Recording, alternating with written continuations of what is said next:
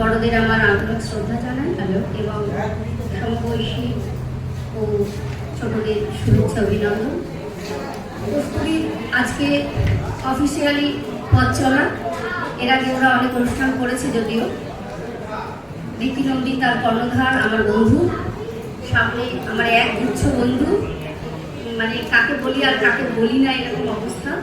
যা হোক, আমরা একটুখানি অন্য স্বাদে শ্রুতি নাটক শোনাবো। যদিও আমার সামনে আমার শাশুড়ি মাতা রয়েছেন, তা সত্ত্বেও শাশুড়ি বৌমার একটু খুনসুটি, কে বেশি শাশুড়ি না বৌমা, এটাই আমি শোনাবো।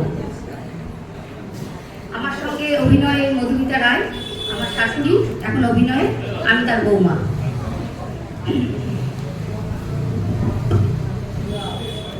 বৌমা, ও বৌমা, ও মা, কোথাও বাইরে আসছো নাকি? হ্যাঁ, একটু কাজ আছে, কিছু বলবেন?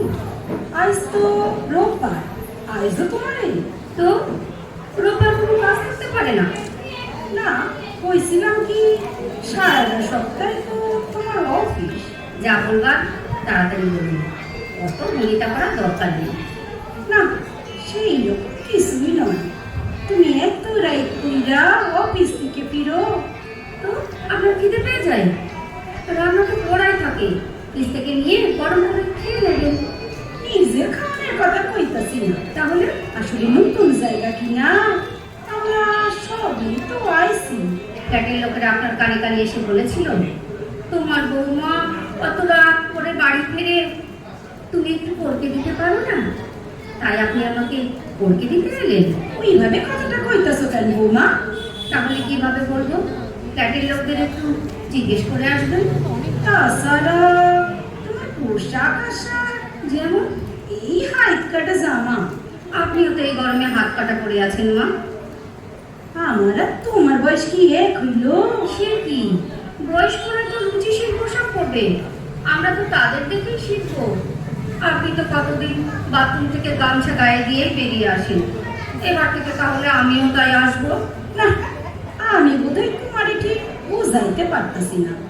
আসলে কুকা এত বড় একজন অফিসার, তার তো এখন প্রেস্টিজ আছে। আর সেই জন্যই তো আপনার খোকা মাল খেয়ে সিঁড়ি দিয়ে টলতে টলতে প্যাকে ঢুকে। কেন লিফটে আসতে পারে না? আমি বারণ করছিলাম, লিফট যদি আটকাইয়া যায়। ও আচ্ছা আচ্ছা, তাই বুঝি। ওই রকম বড় পোস্টে চাকরি করলে তো একটু এত খাইতেই হয়।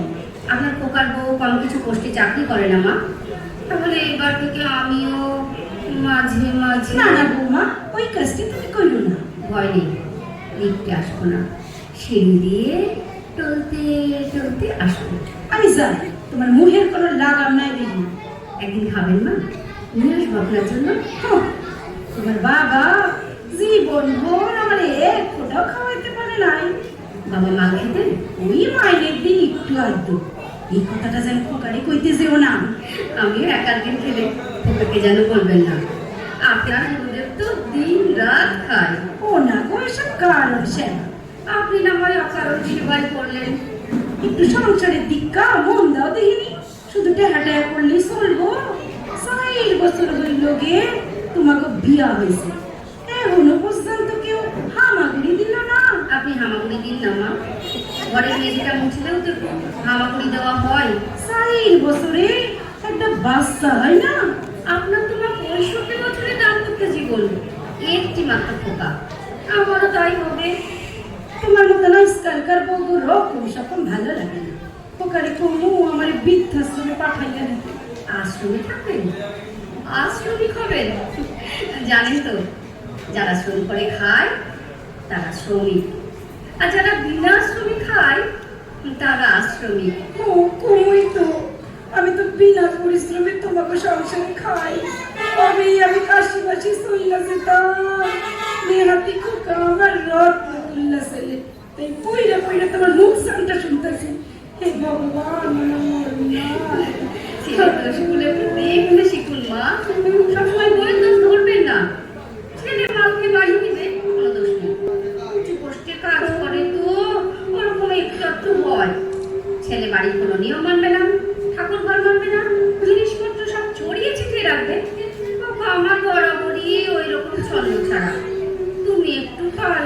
নিলেই তো পারো বৌমা। আমি কি খোকার কোনো দোষী ধরি না? হ্যাঁ ধরেন, যদি দেখেন খোকা আমার সঙ্গে ফিসফিস করছে, বারান্দার ফাঁকে জড়িয়ে ধরেছে, হাসি ঠাট্টা করছে, অমনি খোকা বইয়ের সামনে ওরকম আদিত্যতা করিস না, তুই না পুরুষ মানুষ। কথাটা কি মিথ্যা? না আমার দোষ নয়। রাইতে ঘরে আইসা তবে বরের সঙ্গে দুইটা কথা কইতে পারতাম। এই আপনাদের কথা ছাড়ুন তো, এক দাদা দেওর বাসন হচ্ছিল তখন, যা ফষ্টি নষ্টি হতো আপনাদের। একটা দেওয়া নেই যে মিষ্টি মিষ্টি কথা বলবো। একটা মাত্র শ্বশুর ছিল, তাও অকালে চলে গেলেন। শ্বশুর একটা মাত্রই হয়। আপনি কিন্তু মা লাইফটা খুব এনজয় করেছেন। বিয়ে আইডিয়া শ্বশুর 65 ইয়ার, তাও কি রোমান্টিক। মোরা শ্বশুরটারও তুমি ছাড়বা না। কি বললাম, আপনি আসলে বড় জেলাস। শ্বশুর মশাইয়ের সুখ খেতে আপনার সহ্যই হয় না। সুখাতি তো করবাই, ওরা বয়সে ভিন্নতি। আমি সাইনলে কই তো বৌমা কোথায়, আমি খাইতে দিলে বৌমা নাই। এমনকি স্নানের সময় গরম জলটা বৌমারই দিতে হইব। নিজের বউ বুড়ি হয়ে গেলে ওরকম একটা শখ হয় মা। তবু তো আপনার জন্য লুকিয়ে লুকিয়ে তেলে ভাজা। ওইটা তোমার শ্বশুরের চিরকালেরই অভ্যাস আছে। অফিস থেকে ফেরোনোর সময় আমার জন্য কিছু না কিছু আইবে। মা হ্যাঁ, আপনি কোনোদিন প্রেম করেছেন? ঘরে কি করতেছো বৌমা? না বলছিলাম কি, আপনাদের সময় তো অল্প বয়সে বিয়ে হতো, এত বড় দাম্পত্য স্পেনিং এদিক ওদিক একটু আধটু। না, সেই রকম তো কিছু মনে পড়ে না। তবে তোমার এই শ্বশুরের একটা বন্ধু আমার উপর একটা দুর্বলতা ছিল। উনি কি করতেন মা? সেই রকম কিছুই না। তবে একবার আপনার হাত ধরেছিলেন? পা পা ধরেছিলেন? পায়ে হাত দিয়ে প্রণাম করছিলেন। আপনি কি করলেন মা? বৌমা আনায় সিদ্ধি খাইয়া বিজয় করতে আসে, আমার ঘাড়ের উপরে পড়ে যায়। আমি দৌড়াইয়া পলাইতে গিয়া ওনারই ঘাড়ের উপরে পড়ে যায়। সিসি কি লজ্জা, কি লজ্জা। উফ, কি শিহরণ, কি শিহরণ। কি শিহরণ দিচ্ছে মা শুনে। এর মধ্যে আবার শিহরণ কোথায় দেখলাম? ভয় ভয় মা, আমিও তো একজন মেয়ে।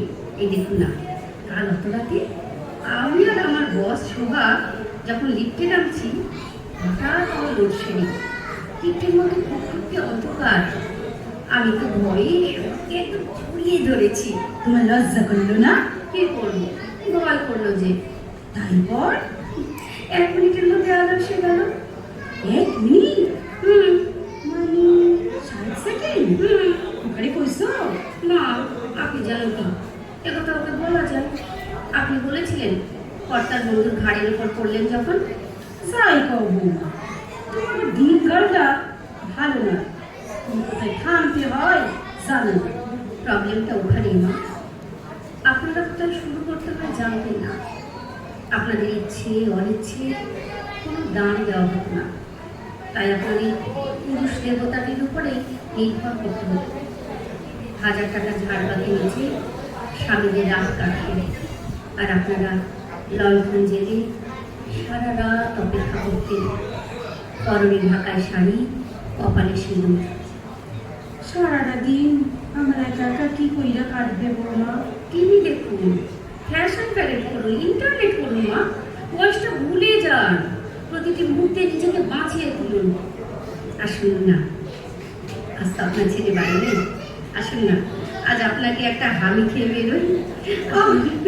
ছাড়ো ছাড়ো মা।